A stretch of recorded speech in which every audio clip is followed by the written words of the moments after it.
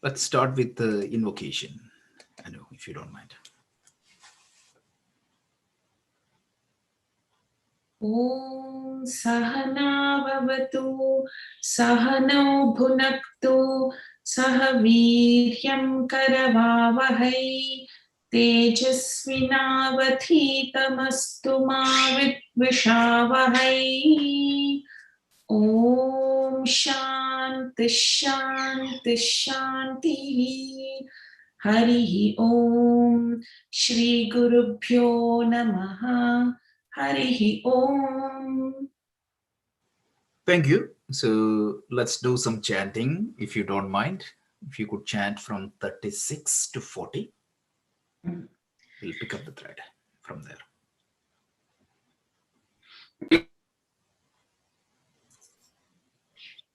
Om Shri Paramatmane Namaha. Atha Tritiyodhyayaha Karma Yogaha. Arjuna Uvacha Atha Kena Prayuktoyam Papam Charati Purushaha Anichannapi Varshneya Baladivani Yochitaha. Shri Bhagavan Uvacha Kama Esha Krodha Eshaha Rajo Guna Samudbhavaha Mahashano Mahapapma Vidhyena Miha Vairinam Dhumena Priyate Vanhihi Yatha Darsho Malena Cha Yatholbena Vruto Garbhaha Tatha Tenedamavrutam Avrutam Jnanametena Jnanino Nitya Vairina Kamarupena Kaunteya Dushpurena Narena Cha Indriyani Mano Buddhihi Asyadhisthanamuchyate Etair Vimohayatyeshaha Jnanamavritya Dehinam Tasmat Tvamindriyanyadau Niyamya Bharatarshabha Papmanam Prajahihyenam Jnana Vijnana Nashanam Indriyani Paranyahuhu Indriyebhyah Param Manaha Manasastu Para Buddhihi Yo Buddheh Paratastu Saha Evam Buddheh Param Buddhva Samstabhyatmanamatmana Jahi Shatrum Mahabaho Kamarupam Durasadam. Om Tatsaditi Srimad Bhagavad Gita Su Upanishatsu Brahma Vidyayam Yoga Shastre Shri Krishna Arjuna Samvade Karma Yogo Nama Tritiyodhyayaha. Thank you. That was very good, So let's continue our discussion. We came to the final portion of the third chapter. So the subject matter of the third chapter is Karma Yoga. And I don't have to say the importance of Karma Yoga. Karma Yoga, probably one of the most important topic of the Bhagavad Gita. The reason why it is the most important topic of the Bhagavad Gita is that is the starting point. Any spiritual aspirant gets started his practice through the Karma Yoga. So from verse 1 to 35, Krishna gave an exhaustive exposition of this topic. What is yajna? What is Karma Yoga? What it means, why you should be doing Karma Yoga, and all those details, how long you need to do Karma Yoga, and what is the purpose of Karma Yoga. All that topic was elaborately discussed. And Krishna, in fact, concluded that discussion. So the rest of the chapter is a question from Arjuna and Krishna's response to that question. So on verse 36, Krishna gave a lot of logical explanation. Remember, he said likes and dislikes themselves are not bad. What you need to do is, if you try to say that, try to make yourself program in such a way that there won't be any likes and dislikes, that's not practical. So have your likes and dislikes, but have a will, develop your will in such a way that you can act what likes you need to pursue and what likes you don't want to pursue. So over a period of time, what happens? What I feel to do becomes what I need to do. So in the beginning stages, you may have to constantly practice that. But over a period of time, you get it. And then he made a brilliant observation, which is pretty much similar to modern psychology, and which is apparently different from the conventional religious teachings. What was that? He said, Guna Guneshu Vartante. Why? Because my body and mind are the instruments that creates attraction and repulsion on the world outside. For example, if I like to eat, say, ice cream, guna and karma, the relationships between guna and karma. So if my body, mind, and intellect has a particular guna inbuilt, guna means the property, or this means that is inherent quality. So if my quality is of that ice cream liking, naturally I will tend to do that action. Guna guneshu vartante.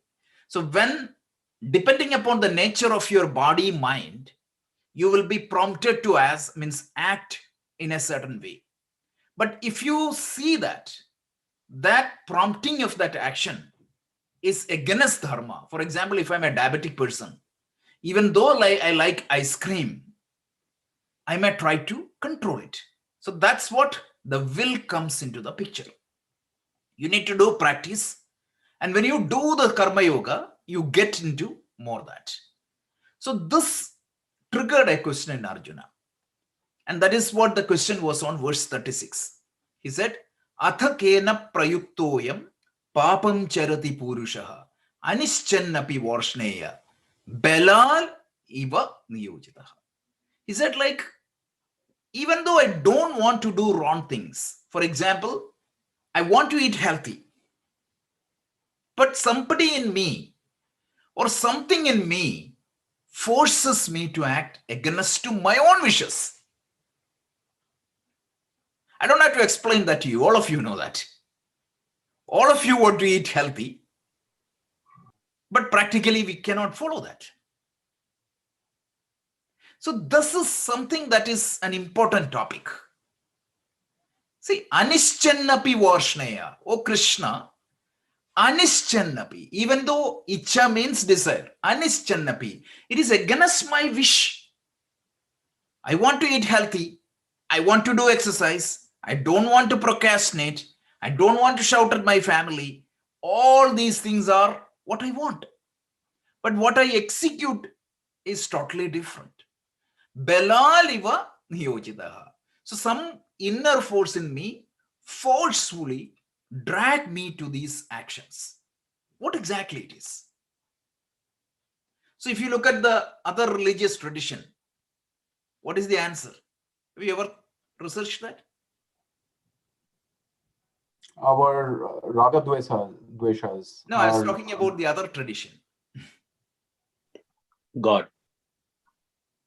There is a devil. Devil. Yeah. There is a concept called devil, right? So in shaitan, or a devil, which constantly, God always wants to do good for you, but there is a force, external force, that forces me to do these things. Why Eve did the original sin? Adam and Eve did the original sin. Prompted by devil. So even in our tradition, Hindu tradition, I see people always try to give that excuse to somebody else. I hear people saying that, oh, God means every leaf move per the God's will. So I'm a bad person, but because God wanted me to act like that. So that is giving the responsibility to somebody else, rather than saying that, okay, means it's hard to practice. I may slip and fall down. I may get up and go, but always means in what we call here a cop-out strategy, right? And some people say that it is Saturn, or means the planets, Shani. So many explanations people come up with. So Krishna negates all that. He tells what exactly is that inner enemy. So there is not an external enemy prompting you to do all these means negative things. So what is happening? That is what the whole topic of next 6-7 verses, and this is the completion of this chapter. I just wanted to refer one point here. In Mahabharata, there is a famous statement Duryodhana make. It tells, Janami adharmam nachame pravurti, means nachami dharmam nachame pravurti, nachami adharmam nachame nivurti. Pretty much similar to this. He says to Vyasa, he tells what? I know what is correct, but I cannot do it. I don't feel like doing it. Yeah. And I know what is incorrect, but I feel I cannot but Do it. And then he tells, Kenati Deve. It tells like as if some force in me is pulling me to do those things. Pretty much similar to this question of Arjuna. That's considered as one of the most brilliant verse in Mahabharata. This is Duryodhana's verse. So let's understand. You read my mind, Rajeshji. I was just going to ask you this question that, Arjuna seems to be saying the same thing Exactly. as Duryodhana, but yet Arjuna is our role model and we Right. despise Duryodhana. So what's the difference? The difference is Arjuna was ready to listen to a master and followed a path. Duryodhana just gave that as a cop-out strategy. So that's a classic difference between two people. Arjuna also had the same problem. Duryodhana also had the same problem. But Arjuna was willing to understand his problem and find a solution for that. Duryodhana just gave an explanation, I cannot do it, he left it out. So it was, Duryodhana was a cop-out, Arjuna was really seeker. So that is that's why I was telling, like when we studied the second chapter, I said like one verse. Karpanya dosho pahata subhava prischami tvam dharma sammudha cheta yashreyasyan bruhitam I forgot the verse. Yes, true. Shishyasteham shatimam tvam prapannam. This verse of Arjuna is considered as one of the important verse of the Bhagavad Gita. Means if I pick one of the top 18 verses, the first chapter I would pick, say, Vepatuscha sharire me romakarshasya jayate gandivam shamsute hasta tokchaiva paridahyate. When I face a situation, if the situation is completely conducive, I'm happy, I can do that. But when the situation slightly goes out of my hand, I cannot face it. I find myself perplexed in front of that situation. That is the painting given through Arjuna, or using Arjuna as a prototype. But the difference between you and me and Arjuna is he understood that I have a problem. I need to approach somebody and I need to do something to get out of it. Swami Chinmayananda used to say a lovely story. A husband and wife was driving. Imagine there was no GPS or Google map. I still remember driving with a printout. Rohitji, you may have even times where you used to drive with the maps. Oh yeah, Yahoo the Maps. AAA used to give us those triptychs. Yeah, exactly. So imagine that I'm driving, but I lost my way and I don't understand that I lost my way. I'll go forever. But if the moment I realize that I lost, at that time we used to get down and go to a gas station and ask for directions, right? Yes. Okay. Yeah, I know. Yeah. I remember those stories, like during my initial days here. If you miss that one road, you have only a printout. So what do? You just get down and ask somebody. Doesn't be right. But if Next I'm not exit, straight willing there. to imagine those two things, first of all, I don't understand that I'm lost. I'm so arrogant. I feel that, okay, I'm going to drive. Is that going to take me to destination? Absolutely not. Never. Second thing is that even if I know that I am actually realized that I lost, but I need to seek guidance. These two are important. And then follow that guidance. Have some faith. Okay, that is a gas station guy. I don't believe him.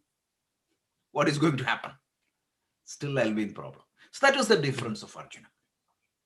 So having said that, let's try to understand again the psychology of the Gita. So let's try to understand verse 37.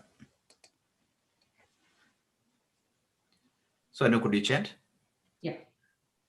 Shri Bhagavan Kama esha krodha esha rajo guna samudbhavaha mahashano mahapapma vidhi namiha vairinam. It's a beautiful verse again. He tells, let's understand the word meaning, right? He tells, Kama yesha krodha yesha rajo guna samudbhava maha ashano maha papa ma vidyeham iha vairinam. With, what is the means? You might be heard this word with a lot, right? So what is with? Vidhi, meaning with, it comes from the root Veda, all those schemes comes from that root with, meaning to know. So vidhi means know. Enam means this. Know that these two are as vairinam iha. In this world, these are enemies. So he tells what exactly is the root cause. Why people tend to do wrong things in spite of their good intention.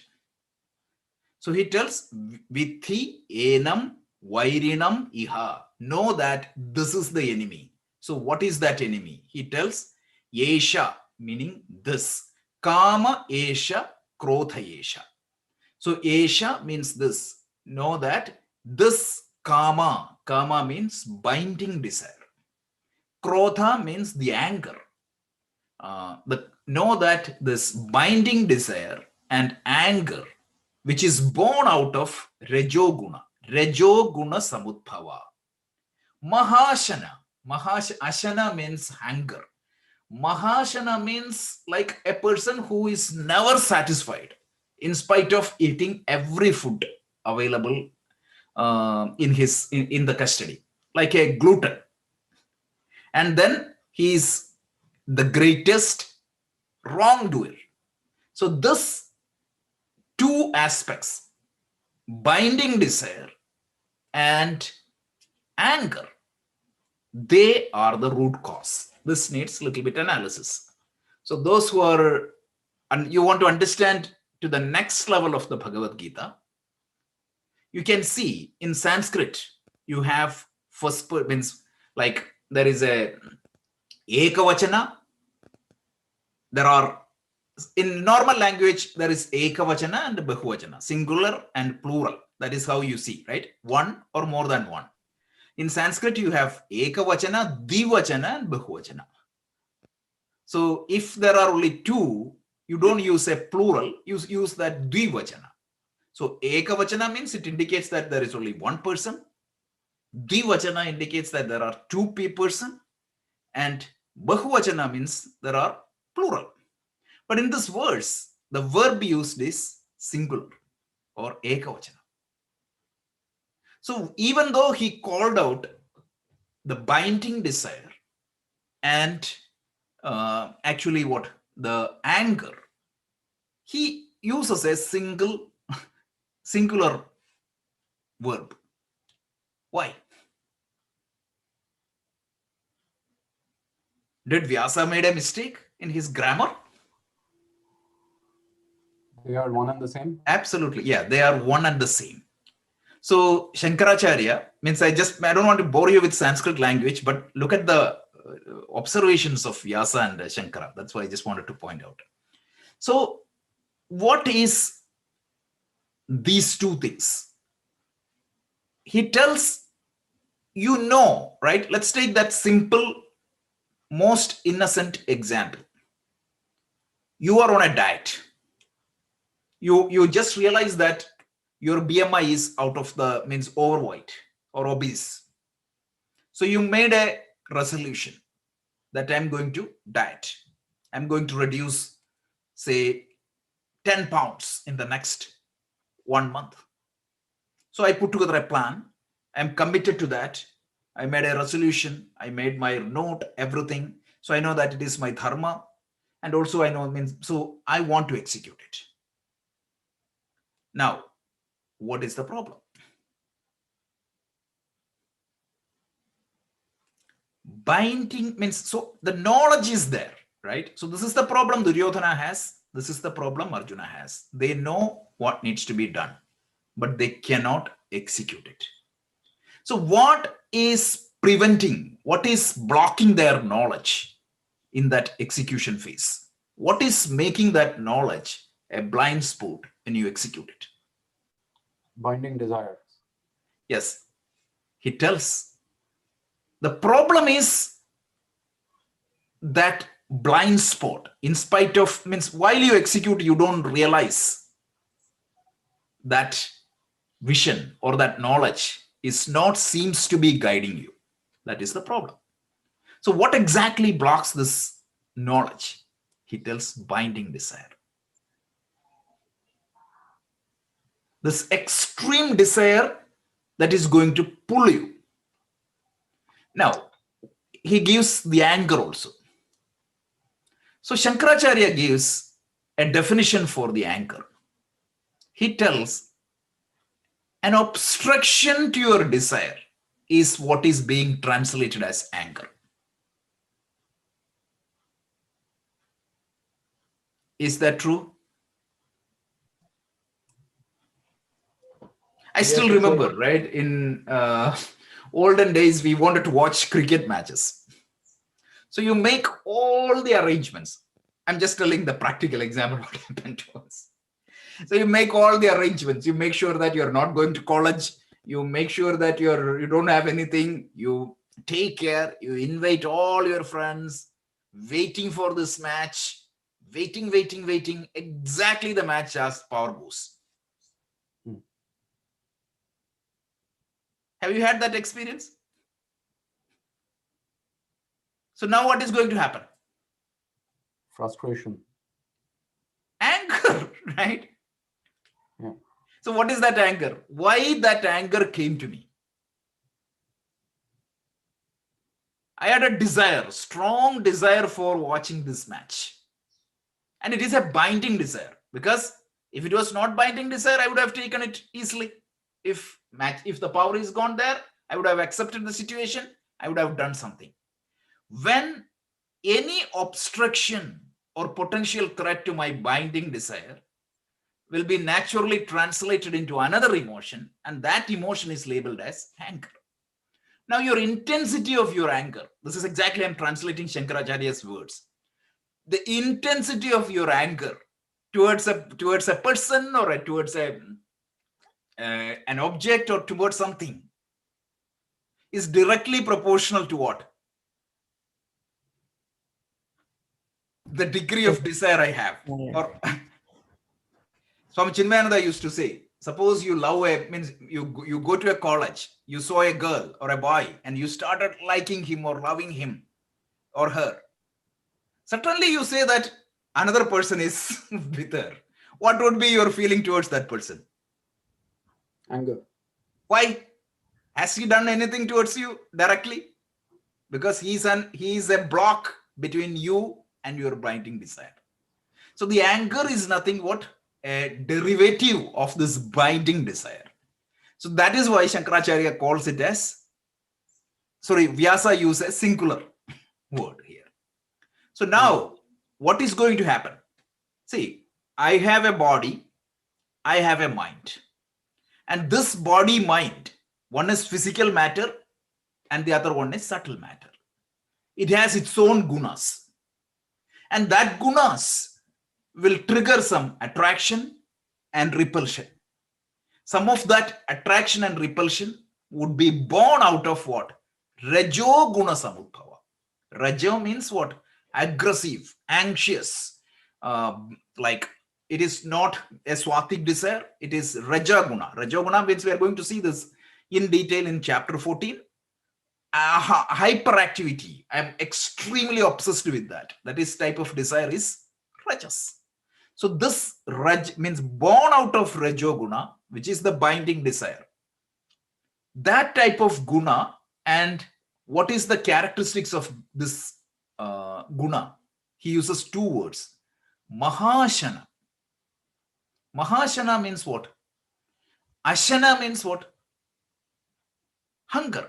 Or, hunger. Mahashana means what?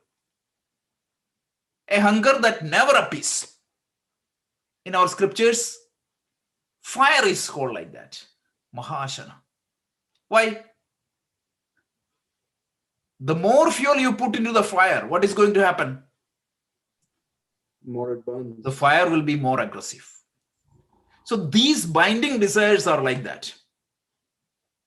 The more you entertain these binding desires, what is going to happen? The more strong they become. Suppose you have a binding desire towards money. Touch your heart and tell me honestly, when you come to this country, you had a target of, like, what was your target? I'm sure all of you would have achieved much more than that now.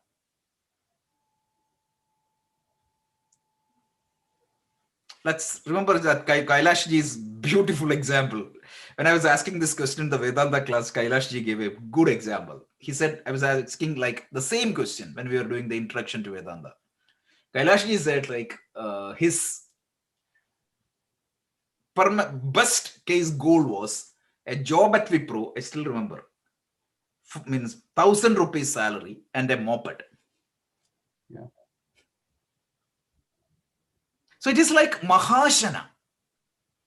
So initially I thought, okay, I need only one scoop of ice cream or a little bit of that. But let's say that my hunger goes bigger. The more I eat, the hunger goes bigger, like fire. So this binding desires are like that. When you try to appease one binding desire, it is going to become another. More and more comes in. That's why Swami Chinmayananda beautifully defines. For a samsari or a person in the external world, he put a mathematical formula. The number of desires fulfilled divided by number of desires you have is the happiness index. Let's say that you have 10 desires. Let's say that you fulfilled 1. So that means 1 by 10. Let's say that you had, the first desire was a job that is completed. Next desire was what? Like a house. The third one was a marriage. 3 fulfilled. Fourth, a kid. Like that. So technically speaking, what is going to happen? Initially it was 1 by 10. Then it was 2 by 10, 3 by 10, half, 0.75, 1. But what is the problem? Mahashana. He is still hungry. So what is going to happen? Yes, the numerators keep increasing, but we forget one fact. Denominator also changes. Yeah. And typically what is going to happen? What is the pace? Let's say that in 1 year you fulfill 2 numerator. So technically speaking, the index should go up. But by the time you fulfill 2 desires, the denominator becomes 8. 20. Yeah, 20 or 30, whatever it is. So this will never happen. So that's why Vedanta tells nobody can be happy, nobody can be contented by fulfilling all the desires, binding desires. It's impossible. You have to find happiness somewhere else. That doesn't mean that you don't have to fulfill your desires. That's a different matter, right? You have to fulfill the desires because you have to take care of the family for transactional purposes. You have to fulfill that. You have to have good desires. You have to fulfill it. That's a different matter. But don't try to find happiness from there. It's just impossible. So that's why Krishna uses the word Mahashana and then Mahapapa. So why this binding desire is the one that prompts you to take shortcuts. Do you know that why people bribe? The person who accepts bribe, don't you think that he knows it? Of course he knows that. Yeah. See, the basic dharma is common sense. A thief who is stealing, why he steals without anybody knowing? He knows that somebody else caught, it's a problem because it is not dharma. It's common sense. Basic dharma is common sense. Isha Upanishad tells what? What is the basic dharma? What you don't want from others, Don't do to them. don't do that to them. And what you want from others, Do to them. do it to them. I want everybody to be means everybody to love me. So what should I do first? Love everybody. I should love everybody. I don't want to get hurt. What does that simple rule implies? Dharma. I should not hurt anybody. But somehow I see only half part. I use 2 different scales. When I expect, I use a means what do you call the concave lens. You see that very big. If one person tells me something, I see that as big one. And what I give, I use a convex lens. I see concave lens, right? Whatever it is. I use 2 different scales.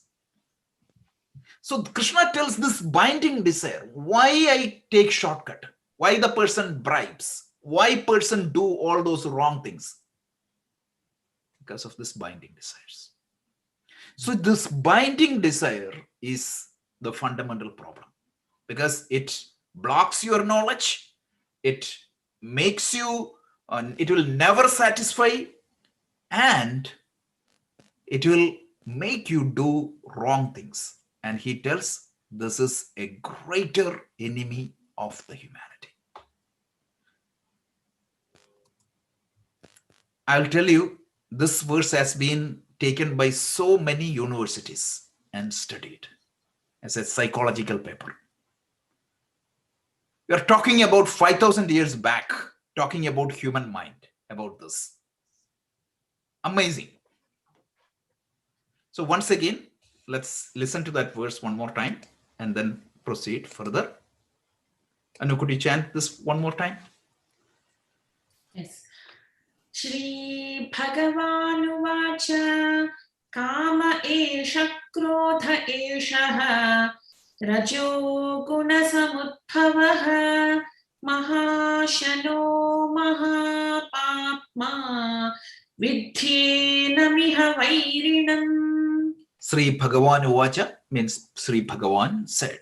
He tells this desire, Eshaha Kamaha, this anger, Eshaha Krotaha. You can see it is singular, not the means Divajana or Bahuvajana. Typically, when you use 2, you are supposed to use a different Bahuvajana. Then he tells Rajoguna Samudbhava, born out of the Rajoguna, hyperactivity and attachment. And Mahashana, it's a glutton. And Mahapapma, meaning great sinner, that which makes you do wrong things. Vithi enam vairinam iha. Know this to be a greatest enemy here in this world. Brilliant verse. Just remember by heart this verse.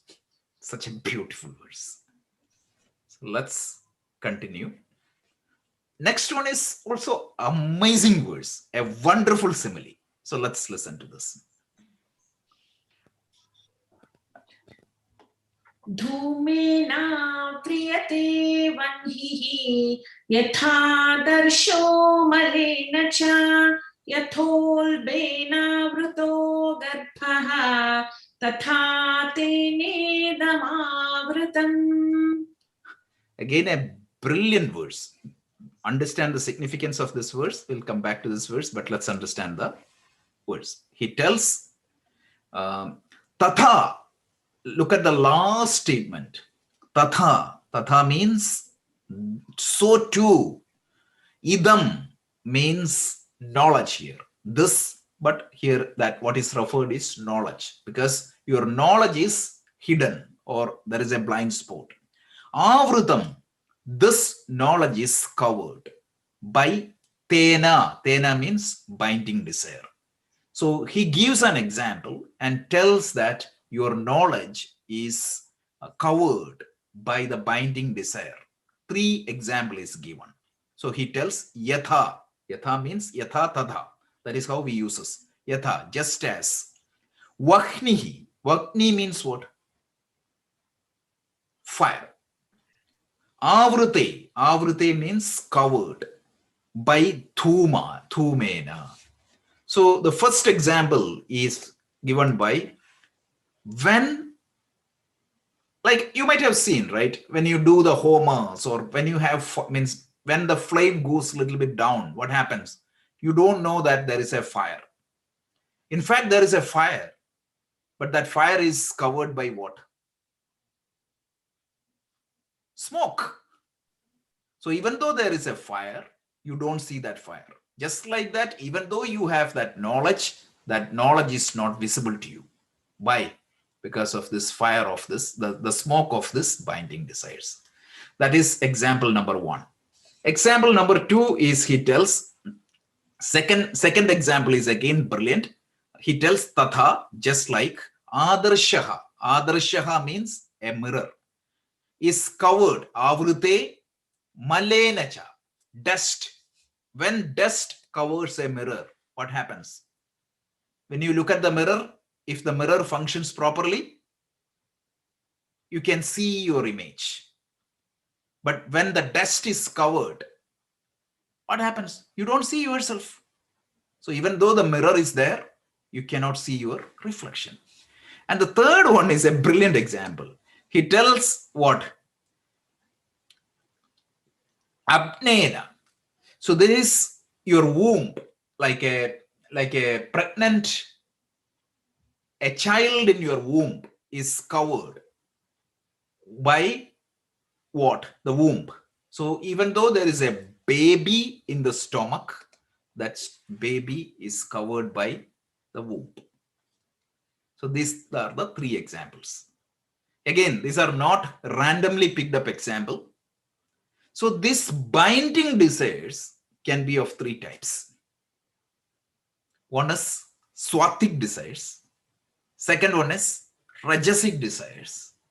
And the third thing is tamasic desires. So swatic desires means what? I am very much obsessed in these supporting the charity or doing good to others. I wanted to do a lot of charity one, and I heard very recently it's a social worker passed away because of heart attack. He was so stressed with the social work itself because that was binding desires. So even in swatic action, it can bind you. we all feel that, right? Even when we do charity work, sometimes you do a lot of work and absolutely it goes completely waste. You feel bad, you feel stressed. That type of binding desire can happen, and it can prompt you to do wrong things. That is pretty much there. But it is equated like a smoke covering the fire. How much effort you need to put to remove that fire? Very easy, right?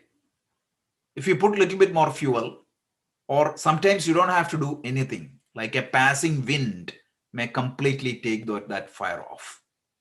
So the swatic binding desire, the effort you need to put, it will be instantly, the Agni will be visible to you. And sometimes you don't have to even put any effort. The environment itself can clear you, and it is very easy to remove.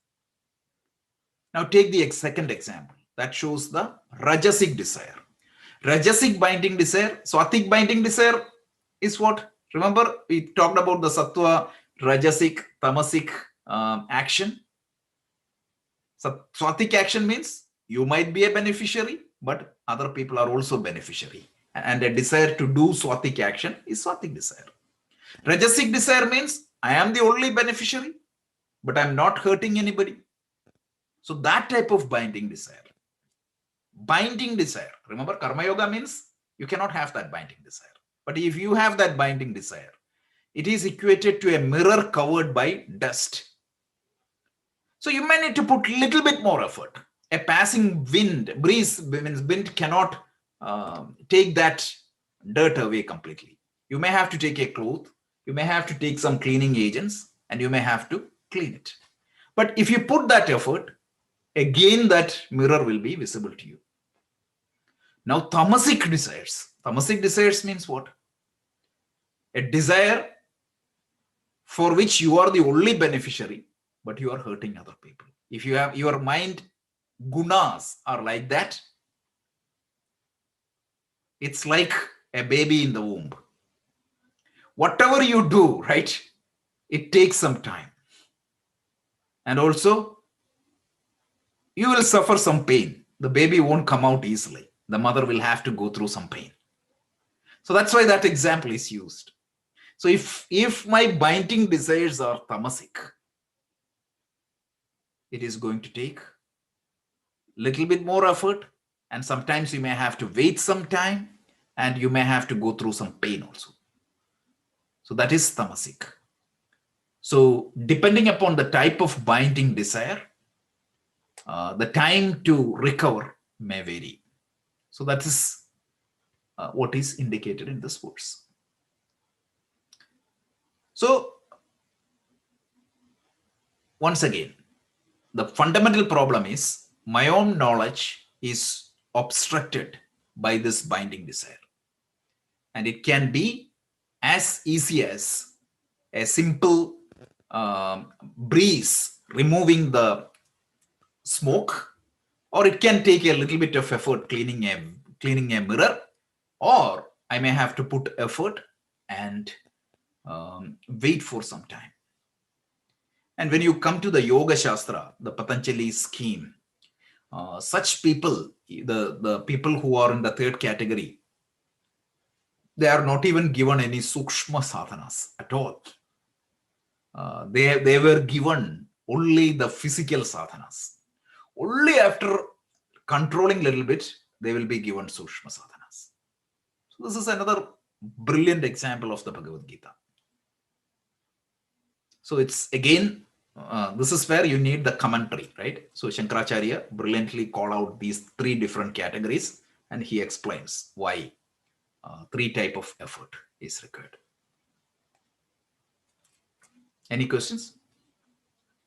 The question is, suppose I am belonging to that tamasic category. The answer is simple. None of us are like that. Otherwise, we would not be sitting here and studying this. Yes, I may have some tamasic desires in between, but there is enough goodness in me and enough good karma in me. I can get away from that. Krishna himself tells to Arjuna later in the Gita, because he got completely afraid. Am I in a very, very bad situation? Absolutely not. None of us are in that category. Okay, so let's continue. Anu, if you don't mind, could you chant this one more time? Dhumena vriyate vanhihi yatha darsho malena cha yathol vruto garbhaha tatha tene damavrutam. Tatha tene avrutam. Just like that, this knowledge is covered by enam. Here refers to knowledge. This knowledge is covered by the binding desires. The binding desire is also referred by a pronoun tena, yena, tena, and means how. Yatha means just like the fire is covered by the smoke, just like the mirror is covered by the dust, and just like a fetus is covered by the womb, so too the knowledge is covered by the binding desires. So let's go to 39. Avrutam jnanametena jnanino nityavairina kamarupena kaunteya dushpurena nalena cha. Again, a conclusion. He tells jnanam. Jnanam means knowledge. Jnanam is covered. Avrutam. So jnanam avrutam. The knowledge is covered. Enam, by this, meaning by the binding desires. So the knowledge you have, because what was the question? In spite of my knowledge, I'm prompted or I'm forced to act otherwise. Why? Because your knowledge is covered by this binding desires. O Arjuna. So, avrutam jnanametena jnanino nityavairina. Kaunteya means Arjuna, right? And then he tells dushpurena analecha kamarupena nityavairina jnanina. So this binding desires is a nityavairi. Nityavairi means it is a constant, always it's an enemy of a wise person, because it will prevent him moving, growing, and being happy and contented. And means this binding desires is referred as dushpurena.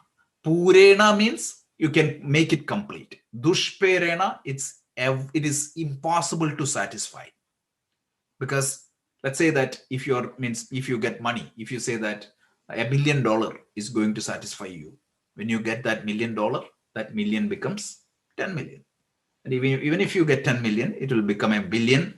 And luckily it's interestingly the math, there is a scope for +1, so it is never satisfiable. That is why dushpurena. Purena means you can make it complete. Dushpurena means you cannot make it complete. And he tells analecha. Analecha means it is like fire. What is the characteristics of fire? Anala means what? Fire. Fire. The word is beautiful, right? Anala means Allah means enough. Anala means Never enough. never enough. Look at the word of used in Sanskrit of fire. Never enough. Right? That's why Bhartrhari would say, right? Like, the more you put, Bhartrhari tells a beautiful Subhashitam. I don't know whether you heard about Bhartrhari. He composed a lot of brilliant Subhashita. If you don't have any money, you think that, okay, Shata, 100 rupees or 100 coins is going to satisfy me. If you have 100 rupees, you will say, or $100, you will say, $1,000 is good enough for me. When you have 1,000, you would say a million. When you have a million, what do you would say? I need to be a ruler of a small place. When that becomes satisfied, you will say, okay, I need to be a ruler of a MLA or a local senator, or at least ruling something. And then what happens? The scope of that ruling will go up. Then I wanted to become the president of the country. If you become the president of the country, he tells you may want to become Indra. When you become Indra, Indra wants to become Brahmaji. And then if you go to Brahmaji may think, means if you have, not talking about the actual Brahmaji, if you get the position of Brahma, you may think, okay, it is better to get the position of Lord Shiva, if you are a Vishnu devotee. And when you become Shiva, you may think that I want to become Lord Vishnu. Now, if you are a Shiva devotee, translate like this. You want to become Vishnu, and from Vishnu to Shiva. I don't care what exactly it is. But the thing is, and finally he tells, it's impossible to satisfy my desires. It's like a fire. So understand that. Understanding itself is going to help you a lot. This is the greatest enemy you have. Let's listen to one more verse, because this is just a conclusion. So verse 40. So I know, do you chant this? But before that, let's see the previous verse. He tells, knowledge is covered by this. This means this binding desire. O Arjuna, meaning Kaunteya. This desire which cannot be satisfied, means you cannot satisfy this desire. Dushpurena. Analecha. It is like fire. Kama rupasana. Kama rupena. It is the binding desire. This is a nitya vairi. This is a continuous. This is always an enemy of the wise person. That is verse 39. Now let's go to verse 40. I'm covering 4 verses because next week we will be covering 3 more verses and completing this chapter, because there are 7 verses to cover. So we need to cover 1 more verse today. So today the previous verse was pretty much simple. So we can cover this. Indriyani mano buddhihi asyadhishthanamuchyate etair vimohayatyeshaha jnanamavritya dehinam. Again, this is a conclusion of that topic. He tells where exactly this binding desire is located and what is the impact of this binding desire. So he tells asya. Asya means what? Binding desires, right? And atishtanam, where exactly it operates. Atishtanam means a shopkeeper's atishtanam, the scope of impact or scope of influence. Like a magnet, the magnetic field, it's atishtanam.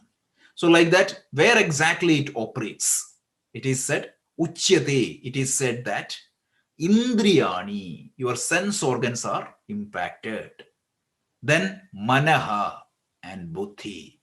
These binding desires impact your sense organs, mind, and buddhi. Can you think about that? How it impacts your mind. It dilutes your mind and it prompts you to act in a certain way. Simple example, eating itself, what is going to happen? It will prompt my mind to find an excuse and go and eat. And it reaches out to intellect to find a logical explanation for one more time, just this time. Have you ever noticed when you do such things, your intellect will come up with a good excuse for you, right? I'll tell that, okay, after all, I worked hard this week, so I need to break. So the intellect will find an excuse. Even in the first chapter itself, Arjuna was emotionally overwhelmed and he found so many good intellectual reasoning. And all those reasonings were wonderful, but that was not applicable there, right? That all his arguments were 100% each right. Every argument Arjuna made in the first chapter is absolutely good. Have you actually, means I told you this story. This is a real story.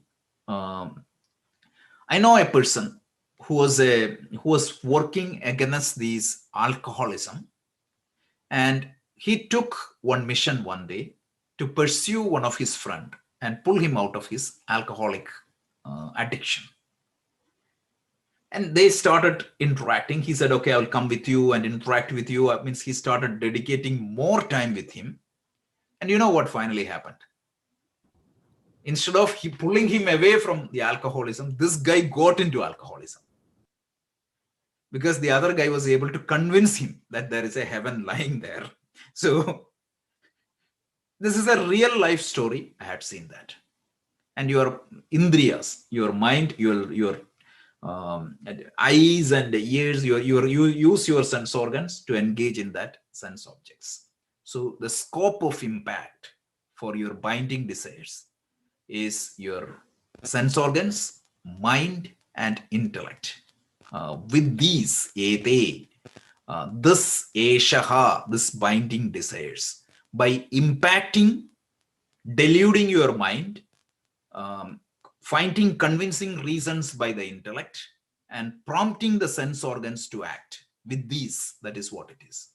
These binding desires deludes the person, right? Vimuhyati means deludes the person. And dehinam means one with a deha, so a person. So with these binding desires deludes a person, and avrutam jnanam, and covers his wisdom completely. So even though he's a diabetic, he will find an excuse to eat sweets. Do you remember one means, I don't want to name the person, but this person used to tell me, like, he always, means this person is a diabetic person. He used to come to our diabetic prevention class, and he used to come and ask, can I go to Guruvayurappan temple and take a laddu? Because his wife won't say anything. Intellect found a good reason, and he know that. So it destroys your knowledge and it acts completely against your, it put blocks in your path. So understand that this binding desire is the fundamental enemy, and how to get out of this binding desire, you will have to do karma yoga. When you do this karma, when you start at least practicing karma yoga, the pressure this binding desire put on your mind and intellect, you will see that it gradually reduces. And without the karma yoga, it is impossible for you to get out of this binding desires. So that covers 4 verses, perfect timing. I know, if you don't mind, could you chant these 4 verses once again? This is very interesting verses. And next week, we will cover the next 3 verses, and that covers chapter 3. And then we will do a summary of this chapter 3, which is very important. And then we can get into chapter 4. Arjuna uvacha athakena prayuktoyam papam charati purushaha anichannapi varshneya baladivaniyochitaha. Shri Bhagavanuvacha kama esha krodha esha rajo guna samudbhavaha mahashano mahapapma viddhena miha vairinam dhumena vriyate vanhihi यथादर्शो मलेन च यथोल्बेनावृतो गर्भः तथा तेनेदमावृतम् आवृतं ज्ञानमेतेन ज्ञानिनो नित्यवैरिणा कामरूपेण कौन्तेय दुष्पूरेण नलेन च इन्द्रियाणि मनो बुद्धिः अस्याधिष्ठानमुच्यते एतैर्विमोहयत्येषः ज्ञानमावृत्य देहिनम्. Very good. Thank you. So, could you do the final invocation? Om Purnamadah Purnamidam Purnat Purnamudachyate Purnasya Purnamadaya Purnamevavashishyate. Om Shanti Shanti Shanti. Harihi Om Shri Gurubhyo Namaha. Harihi